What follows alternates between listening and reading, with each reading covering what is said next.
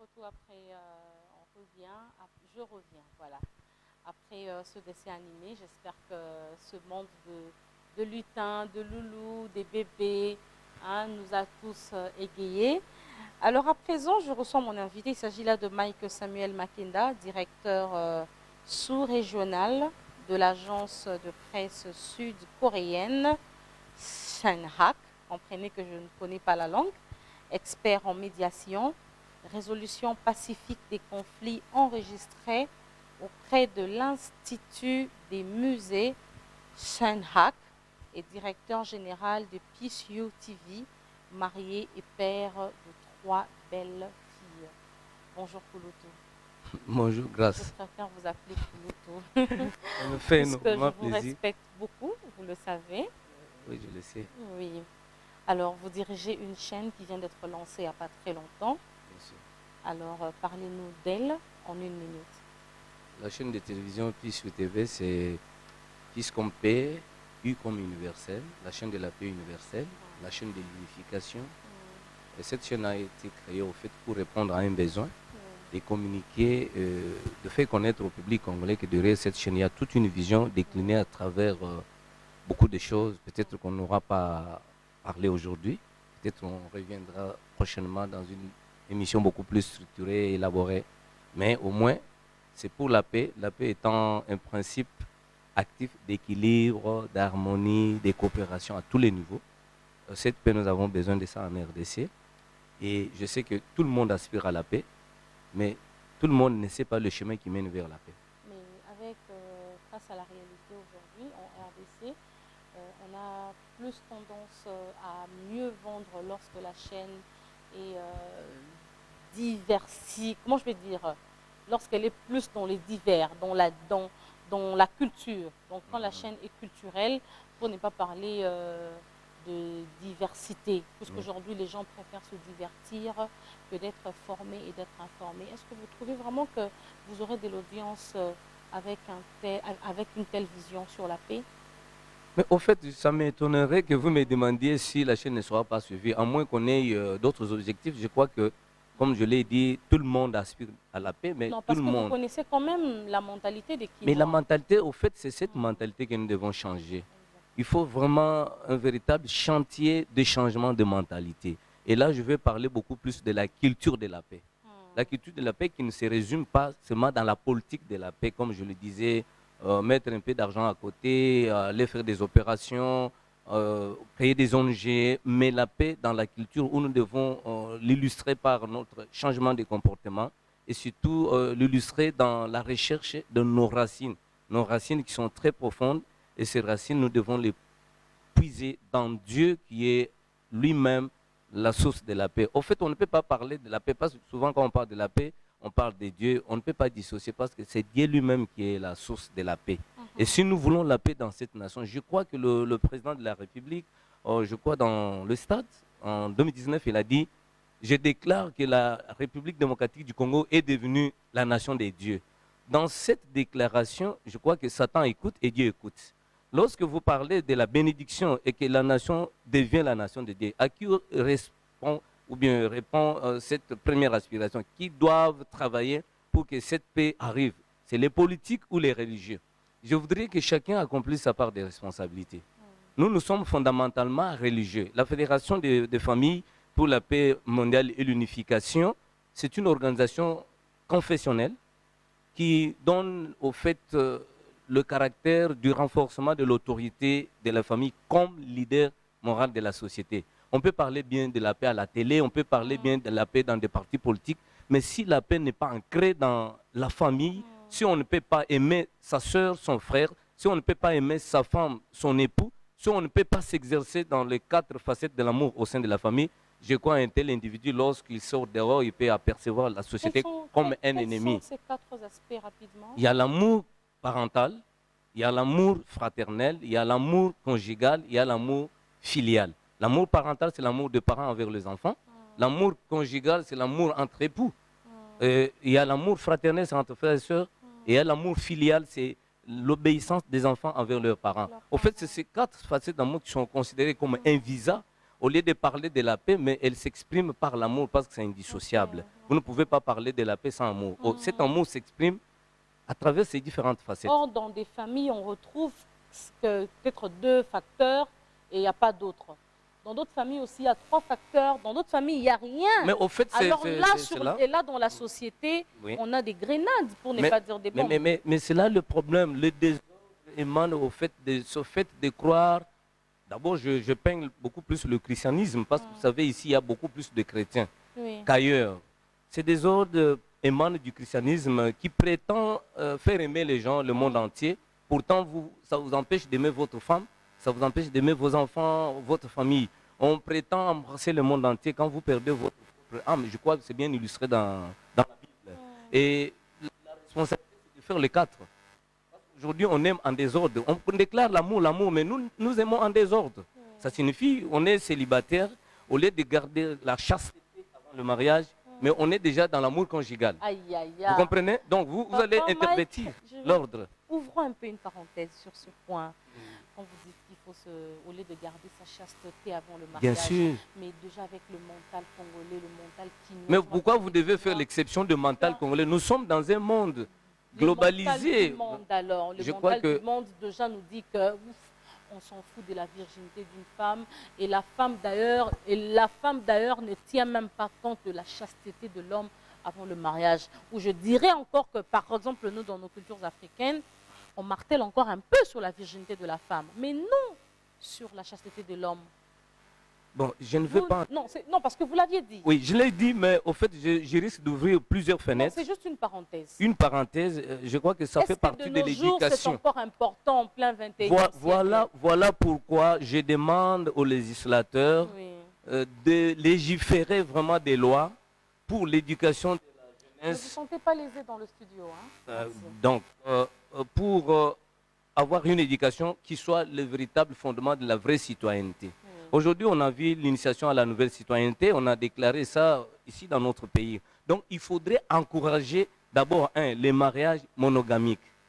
Deuxièmement, il faut qu'il y ait vraiment une véritable éducation. Aujourd'hui, si vous parlez du développement de certaines nations, il y a les infrastructures, il y a le capital humain, il y a l'innovation.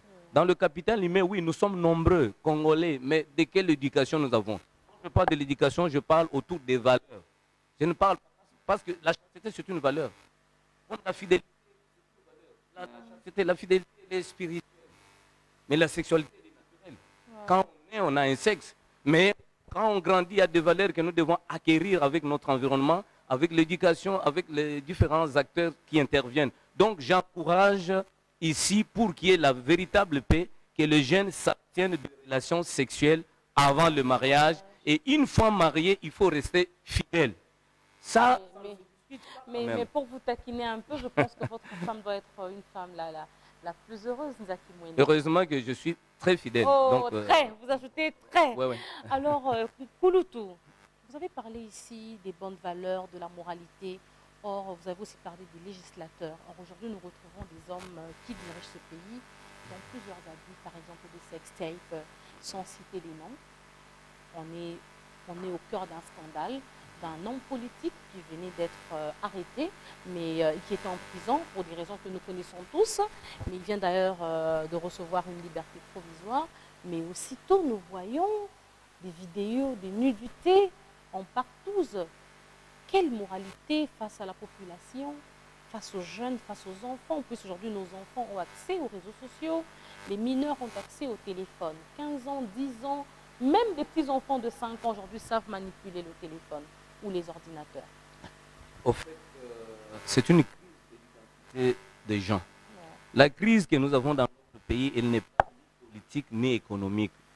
On supposerait que parce qu'il y a la politique, aujourd'hui même si vous avez Jésus qui devient président de cette nation, tant que les gens n'ont pas encore reçu les fondamentaux de l'éducation, dans le sens où nous devons avoir des individus qui exaltent les vertus de la chasteté et de la fidélité une fois mariée.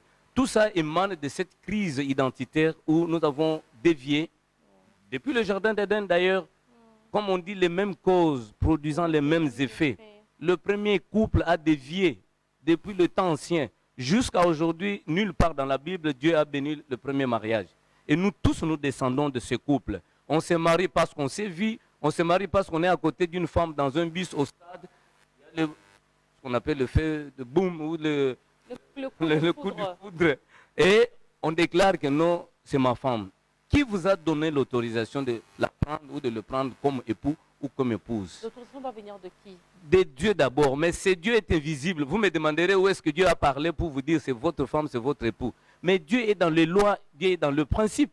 Dieu est dans l'amour parce que nous le définissons comme étant un Dieu qui s'exerce à travers ces trois aspects. Le Dieu des cœurs, c'est l'amour. Le Dieu des lois, c'est les lois, les principes. Le Dieu de la créativité.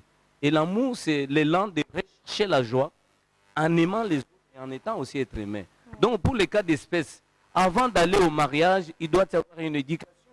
Et cette éducation, c'est l'éducation du caractère qui est considérée au fait comme les racines pour un individu. Pour l'arbre, l'arbre qui n'a pas de racines fortement enfoncées, quand le vent vient, l'arbre tombe. Un individu qui n'a pas un bon caractère et une bonne personnalité, cet individu, c'est un élément très dangereux, même si vous accédez au poste de responsabilité, vous allez vivre ce que vous dénoncez, les sex tapes. C'est un problème de la crise de moralité. Et aujourd'hui, au lieu de voter des lois qui favorisent l'éclosion ou l'émergence de la République démocratique du Congo, il faudrait mettre beaucoup plus l'accent sur les programmes d'éducation du caractère auprès de jeunes gens. Parce que ceux qui sont déjà adultes, ils ont déjà été calcinés par de choses. Aujourd'hui, vous investissez dans toutes ces personnes, ils ne pourront pas. Mais c'est Kouloutou, mais c'est même oui, parce que Kouloutou, s'il vous plaît, ces mêmes têtes calcinées sont ces têtes qui forment les jeunes.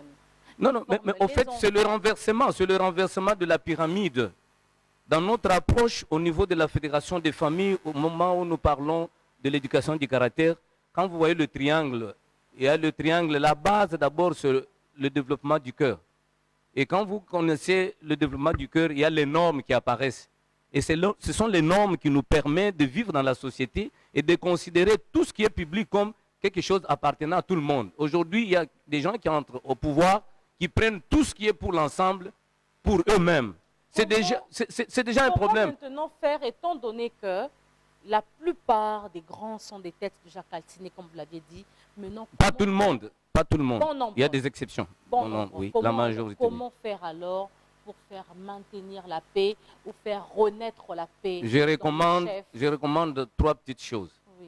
Et si ça pouvait même entrer dans nos lois, ça serait une très bonne chose. Allez-y. Première chose, il faut rechercher comment parfaire ma personnalité. Comment avoir un bon caractère, comment avoir une bonne personnalité. Première chose. Deuxième chose, harmoniser les relations dans votre famille avant d'aller vers l'extérieur. Et troisième chose, ces autorités, ces responsables doivent mettre leur talent et leurs compétences au service de la communauté. C'est ça aussi la manière d'illustrer le principe de vivre pour les autres. Mais déjà, je pense que le dernier point, ils le font, hein, parce qu'ils mettent leur savoir et leurs compétences. Soit ils doivent revoir leur vie en famille. Donc, mais au fait, le problème, c'est que vous voyez ailleurs, je prends le cas des États-Unis d'Amérique, avant de devenir chef de l'État, on scrute un peu le passé, on voit comment la personne s'est comportée, parce qu'on ne peut pas accéder à de hautes fonctions d'État avec un comportement autodestructeur, où vous voyez toutes les belles femmes vous appartiennent parce que vous avez assez d'argent, où vous prenez tout ce qui est à l'ensemble pour soi-même. C'est pourquoi on cherche quand même qu'aujourd'hui, je ne sais pas les critériums aujourd'hui pour accéder, c'est pas à des hautes fonctions pour devenir parlementaire. Chez nous, on a tout banalisé. Hein. C'est ça le problème, on a tout banalisé, on devient député comme on veut, on devient tel comme on veut. Mais ailleurs, quand même, il y a un critérium. On essaie un peu de serrer pour que, une fois que la personne qui avait un bon comportement, si vous commencez à voler le pain chez vous, vous finirez par voler une chèvre chez autrui et aller vers les millions. Oui, aller vers la corruption. Quand on parle de cela à la télé, on parle de corruption. Comment vous combattez la corruption auprès des gens qui sont déjà programmés pour voler? Mais il faut déjà commencer à éduquer les plus jeunes. On va conclure. On va conclure. Écoutez un peu cette question. Vous êtes expert, vous êtes en communication, vous êtes au courant de l'assassinat ou du décès de Chérubin Okende. Alors vous, en tant que médiateur de la paix, que faire puisque les cœurs ont été blessés, les cœurs ont été brisés? Quel message de paix lancez-vous au parti politique Ensemble qui appartient à M. Moïse Katumbi? Quel message de paix à tous ces Congolais qui étaient très proches à M. Chérubin Okende et surtout à sa famille biologique? Vous savez, toute mort est regrettable. Et ce n'est pas pour rien que dans la Déclaration universelle des droits de l'homme, on a consacré tout un article pour dire que personne n'a le droit d'ôter la vie à un autre individu. Parce que la vie humaine, elle est sacrée. Nous sommes 7 milliards et demi sur cette terre, mais chaque personne est un corps individuel de la vérité de Dieu. Donc, quand vous enlevez une personne, ça signifie que vous avez amputé une partie de Dieu lui-même. Donc, ça signifie que pour retrouver un tel individu comme Chérubin Okende avec ses talents, ses capacités, il faut attendre des cycles pour qu'un tel individu réapparaisse. Ah, vous croyez aussi à la réincarnation? Bien sûr. Alors, pourquoi ôter la vie? C'est pourquoi le révérend Dr Sun Myung Moon, fondateur de la Fédération des familles pour la paix et l'unité dans le monde, dit ceci. La raison pour laquelle Dieu ne punit pas votre ennemi, c'est qu'il pense à sa femme et à ses enfants qu'il aime. Donc, si vous avez tué Chérubin Okende parce que vous ne l'aimez pas avec votre petit cœur, avec l'étroitesse de votre cœur, mais sa femme continue à l'aimer, sa fille qui pleurait ce jour-là continue à aimer son père. C'est pourquoi il est aberrant d'être riche au milieu des pauvres. Au lieu d'enlever la vie gratuitement à quelqu'un, pourquoi ne pas développer l'amour? Voilà pourquoi nous développons la culture de la non-violence et nous la rejetons partout où nous la rencontrons, que ce soit ici à la CBS, dans le bus, à la commune, dans les églises. Il faut rejeter la violence sous toutes ses formes. Toutefois, nous sommes déjà arrivés à la fin en parlant de Moon. J'aurais appris que chez Moon, on marie les gens par photo. Donc, je prends la photo de Kouloutou Mike, je prends la photo de Madame Inette, je le présente à M. Moon. M. Moon va regarder, il prie, il dit non. Les deux ici ne peuvent pas se marier. Il faudrait peut-être mettre avec une certaine Astrid. Et c'est comme ça que se fait le mariage. Donc on vous impose le conjoint chez les Moon. Est-ce vrai? C'est un cliché banal et je récuse formellement cette façon de présenter les choses. Le révérend Moon ne marie ni ne décide sur le choix de partenaire, mais il donne seulement des suggestions après une formation. Mais au moins, c'est ce que j'ai appris. Mais c'est ce que vous avez. Mais vous êtes en face du porte-parole de la fédération. Voilà pourquoi je vous pose cette question. C'est pourquoi je vous dis que c'est un cliché banal et c'est un grand débat parce que nous avons touché à beaucoup de sujets qui sont très pertinents, qui nécessitent une émission beaucoup structurée et élaborée. Je ne pouvais pas m'éparpiller pour ramasser les éléments par-ci par-là, mais comme l'actualité l'oblige, je vous réponds que c'est un cliché banal et c'est du mensonge grotesque. Et je reviendrai ici pour vous livrer de la plus belle manière ce que le révérend Moon, un homme foncièrement religieux, respectable et respecté, qui a travaillé durant 82 ans, toute sa vie vouée totalement à la promotion de la culture de la paix dans le monde. Et cette paix que nous recherchons. Si vous me voyez moi aujourd'hui, dans mon jeune âge, j'étais ici en 2002 à CBS. Ceux qui me connaissent, le directeur Didou Makwe me connaît, j'étais ici. Notre ministre de la communication et des médias, Patrick Mouya Ekatembwe, a commencé ici. Nous étions ici avec tous ces gens-là, Crispin, Chibassou, Max, Lema. J'étais ici jeune. Si vous m'avez vu, je continue à être vivant et je suis très fidèle. C'est parce que Moon m'a donné des valeurs. Ce sont des vertus auxquelles je suis fermement attaché et je les défendrai. Et c'est ça ce qui fait moi un monsieur équilibré et pacifique. Pouvons-nous avoir l'honneur de vous recevoir d'un regard positif? Je suis prêt. D'ailleurs, je vous ai dit que je coordonne ou je supervise la chaîne de télévision PISU TV en tant que journaliste. J'ai la responsabilité de l'agence de presse sud-coréenne Sanak Diswa et je profite par cette occasion de demander à nos autorités de soutenir la candidature de la Corée du Sud pour l'Expo 2030. Nous devons soutenir cette candidature pour la Corée du Sud. Mike Samuel, d'ailleurs c'est l'année électorale. Tu devais aussi lancer un message pour la paix, mais le temps nous fait tellement de faux. Je reviens. Vous êtes arrivé en retard, Kouloutou. Je vais vous recevoir d'un regard positif. J'assume. D'accord. Merci. Alors, merci d'abord d'avoir répondu. C'est moi qui vous remercie, Madame Grasse. Oui, c'est lundi et c'est pas facile d'avoir un invité sur le plateau. C'est un jour ouvrable, un tout premier jour de la semaine. Vous coordonnez toute une grande chaîne de télé. Donc, amis de la télévision, retrouvez-moi le lundi prochain avec le même plaisir sur la même chaîne et à la même heure. C'était Grace Kawanda. Merci à la grande équipe technique ainsi qu'à tous les stagiaires qui sont coordonnés ou encore chapeautés par Yann Zaki comme Zaki Mouina. Merci à Serge Moulunda, merci Jean Sikamba, merci à l'hiérarchie de la chaîne TBS, mais beaucoup plus à vous, amis de la télévision, parce que c'est pour vous et c'est grâce à vous que je reste affiché sur vos écrans. Au revoir.